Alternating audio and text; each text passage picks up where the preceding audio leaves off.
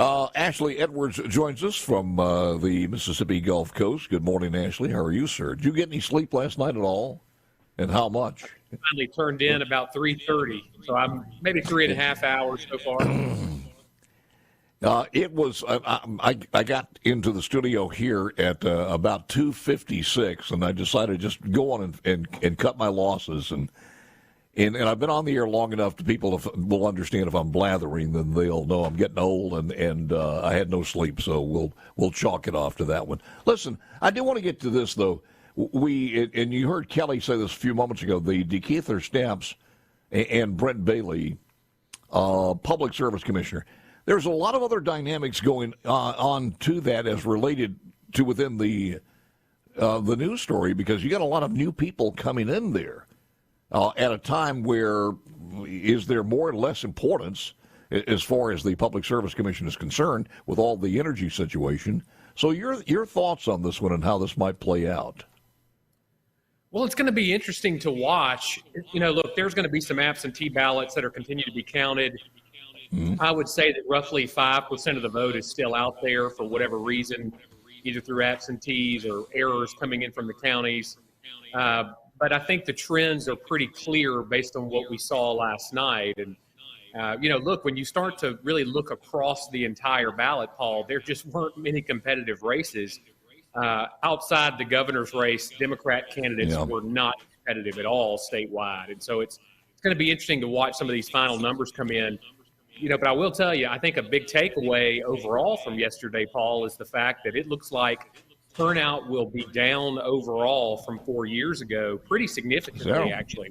A surprise. From the governor in the governor's race 4 years ago, it would be down? It would be down, yeah. That is surprising to me, and you got to ask yourself why, especially in an election of this importance.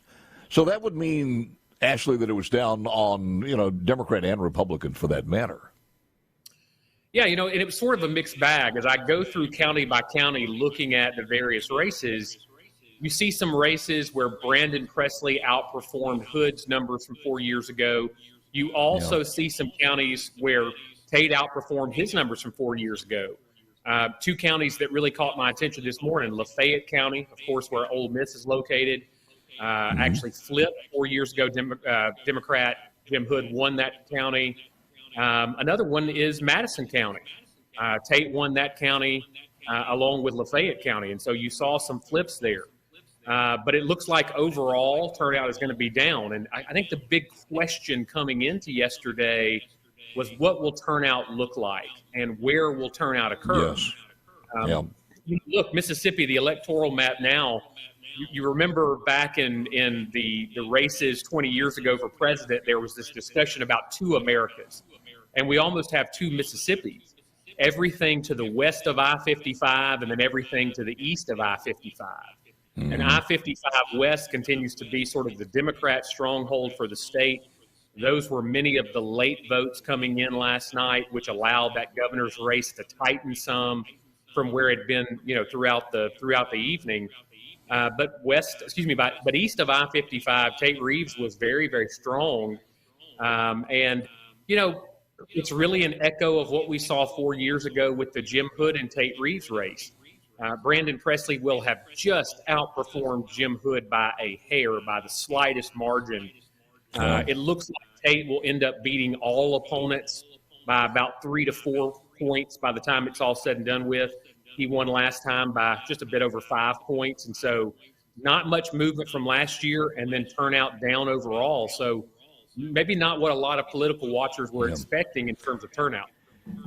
Actually, I keep going back to an interview I had with Brent Bailey prior to the election when we brought up this campaign contributions that were taken by the public service commissioners, apparently all of them, certainly the guy who wanted to be governor and running on a corruption platform that he was going to clean things up. And I think at the end of the day, it all washed out to the point where it wasn't illegal, but is it ethical? And I noticed when Brent was answering to me, he answered me forcefully in that, wait a minute, you want all politicians not to be able to have campaign contributions? And I've thought about that statement since then, and maybe it's just me, but I draw a little bit of difference in some of those other contracts and approving a business when only 3 members of the committee have that type of power, saying, are you going to be able to locate in Mississippi and actually do business or not? Is it time for maybe the state legislature, certainly now with a lot of inexperience that may happen on the Public Service Commission, is it time for the legislature to take a look at this, or will they be too reticent to do this because it may affect them? I think that the legislature is always going to be reticent to do anything that's going to stifle money coming in. Look, there's no question, Paul, that money works in politics. You look at the differences between every other statewide Democrat on the ballot and Brandon Presley and the advantages he had with his fundraising. So he was able to run a much closer race. You were looking at times last night when Tate Reeves was running plus 15 statewide and all other statewide Republicans were running plus 30. So there's no question that the influence of money and advertising makes a difference in these races. Now, does it make enough of a difference? Clearly not. Clearly not. And so I think what that really tells you is outside of the rare individual race, maybe a particular legislative race, something like a public service commissioner's race, the Democrats basically have one shot in Mississippi to run a competitive candidate, and that has been in the governor's race. And, look, let's not forget the fact that Tate Reeves, now 2 elections in a row, has had to run against the most well-known, well-funded, well-heeled Democrat candidates that any Republican governor has faced in a generation, and he has beat them both. And so outside of that governor's race, Democrats, for all intents and purposes, have become irrelevant in Mississippi. I would think that whether it's Donald Trump or Tate Reeves, personality is not what drives the people of Mississippi. They want to see performance, and I think it speaks highly for the people of the state. Also, we touched on it yesterday in a couple of interviews, what would happen if we wake up this morning and it's Governor-elect Brandon Presley? You're looking at some massive, even the changes between the same party, Republican to Republican, at the end of the possible term. You're looking at a lot of disheveling, a lot of shuffling going on as far as the state agencies and everything else. And all of that just puts a crimp in where we want to get to that next step and the progress that we've made. So we have averted that, and I think that's good news. And certainly now with, I don't know if you saw the Virginia deal, Virginia, even the House reverts back to the Democrats. I think the atmosphere and the environment for business in our state is better than it's ever been. But I want your take on this, being a business guy. And exactly what do you think the top 3 priorities ought to be in the upcoming 2024 legislative session? Back with Ashley Edwards when we return. And our guest this morning is Ashley Edwards from the Gulf Coast. I was looking at the vote difference here, and I had it somewhere. Brent Bailey needs 1,342 to draw even, so he's back about 1,342 votes. You said what? That about 5%, possibly 5% more to be counted as right. Far as. Go ahead, sir. Yeah, that's correct, and it looks like that central district is where a lot of those outstanding votes are. And so, as they count absentees, that one's going to get more clear. It's a close race there. You would tend to believe, based on the counties where some of those votes are still out, that that's going to maybe benefit the Democrat a bit. But we'll see what it looks like in the final counting. What do you think, Ashley, this does to the continuity from the administration to continue? What do you think it does to business here? And what do you think the top 3 things are that we've got to do in this next 4 years? Well, look, I think that businesses certainly have liked what they've seen over the last 4 years. Tax cuts have been very popular among business. The money that's been spent on economic development, the type of clustering that is beginning to occur around the state, I think is obviously very good for business. A lot of folks don't like the fact that the state flag changed. But as it relates to those boards of directors who are not from Mississippi that have to make a decision about allowing their companies to invest in Mississippi, I think that was a very smart economic development move. And so, look, I do think businesses are thriving in Mississippi right now, and we continue to see Mississippi become more competitive. And here's the thing I think is interesting, Paul. You're starting to hear some things about people from California moving to places like Alabama or Mississippi or Arkansas. Yeah. And one of the things that I think that we're seeing, although some could argue that last night's results in Kentucky or Virginia are counter to this, but for the most part, red states are getting redder and blue states are getting bluer. And I think what you're starting to see is that some of those red voters in blue states are looking to relocate, to move to other states where they feel like their values are a little more represented. And so as that continues, as we continue to have a very competitive business climate in Mississippi, economic development is going to be the name of the game. And, it's something that Tate Reeves really touted. I think that when you look at his campaign strategy, he wanted to show Mississippi is open for business, taxes are lower, and we've kept our promises. I think that resonated, especially with Republican voters. Brandon Presley, his strategy was very much to try to figure out how to get the crossover center-right Republican that would normally vote straight Republican down the ballot to cross over in the governor's race. And he did that seemingly with some success, but not nearly enough to get across that finish line, which really begs the question, if Jim Hood can't do it and Brandon Presley can't do it, is there a Democrat on the bench in Mississippi that can do it? And I don't see who that name would be. Not in the foreseeable future. I mean, it was like the last great hope for the Democrat Party, certainly at that level. And there's nobody with that name, certainly with the pedigree of Elvis Presley. So how do you replace something like that? And they got to be thinking about that. His statement last night was Mississippi is a wonderful state that welcomed me and Caitlin into all 82 counties over this campaign. While tonight's result wasn't what we wanted, I'm more confident than ever in our people. May God bless Governor Reeves in his victory and this great state. And I think that is pure Mississippi, and it was, I think, good for everybody to hear that on both sides. Nice words from the governor and also nice words from his competitor. But a couple of points is over the years, and I've visited with Commissioner Presley many, many times, and he's a great people person. But I think most of the people said, it's not about how the package is wrapped. It's what's in the package. And so many kudos to the people and the voters of this state for thinking that through.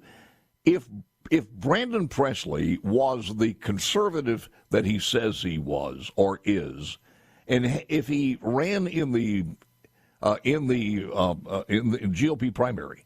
Now, I understand one of the reasons there, it's daunting with the amount of money that Tate Reeves had accumulated, certainly in the first run. But I mean, if that's your ideology, you don't change ideology for what your campaign funds are. But I think it would probably have been closer. Would he have won? I don't think so, but it would have been closer, even closer. Your thoughts?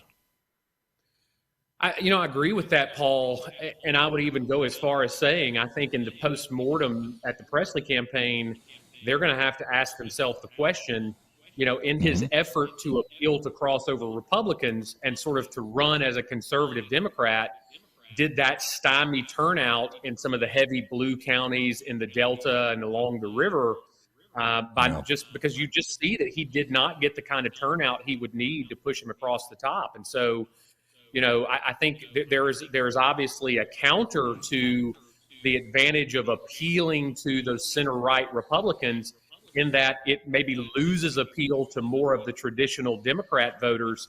And he did not drive turnout to the levels nearly necessary to get him close.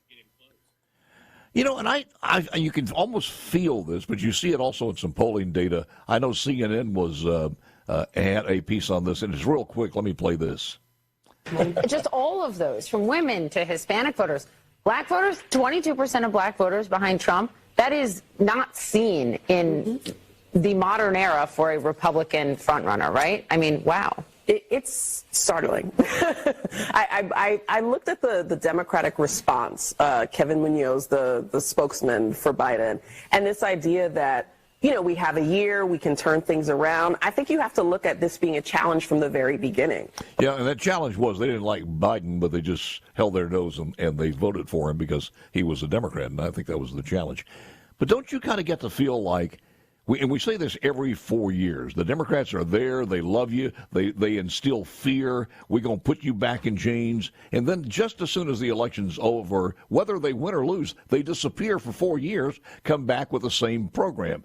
And it's you get the feeling, I'm not sure it's because of new technology, the social media world, or what it happens to be, but that's changing. It doesn't play as much as it used to. It looks like the Democrat playbook right now is let's try to run in states where we can either get abortion as either a direct or indirect referendum in the race. And that's how they've been able to drive some success, get women voters, minority voters, younger voters to turn out. Had they had some sort of referendum on the ballot last night in Mississippi, it would have been interesting to see what that would have done in terms of driving turnout and the way the demographics would have worked out. But on the same note, to the point of the clip, there is no question in my mind, Paul, Democrats are really, really starting to get nervous about Joe Biden and the calls that you're hearing, both sort of directly and indirectly from the national liberal media trying to get Joe Biden out of the race are coming to a fever pitch. And that's only going to continue as time goes on. This 2024 race has begun in earnest after last night's election results, sort of in Virginia and Ohio and Kentucky. And Mississippi was really the bright spot for Republicans nationally last night. However, when we get into the primaries, which, by the way, are in a few short months from now, it's going to be interesting to watch how this all plays out.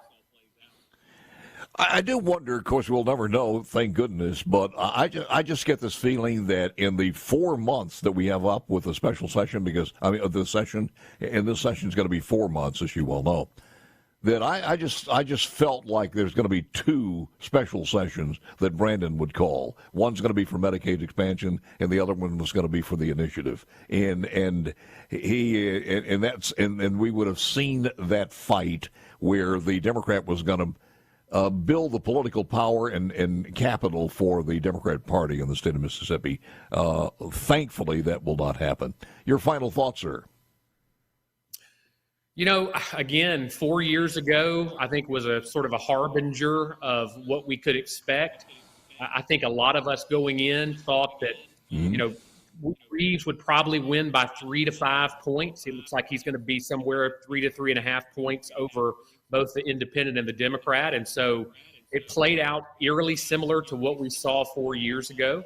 I think it's a tough day to be a Democrat in Mississippi on Wednesday in Mississippi, because at the end of the day, there are not Democrat candidates on this ballot that are able to show competitiveness in statewide races. They gave Tate their best shot. And there's some people in the nonprofit business of news that are not happy this morning and probably won't be happy for a long time. But that's okay. Ashley Edwards, thank you, sir. Appreciate it very, very much. We'll talk to Micah Watson. He's coming up next, and Kelly Bennett from our news team will join us at 8:05. We'll see if we can get an update on that Public Service Commissioner post.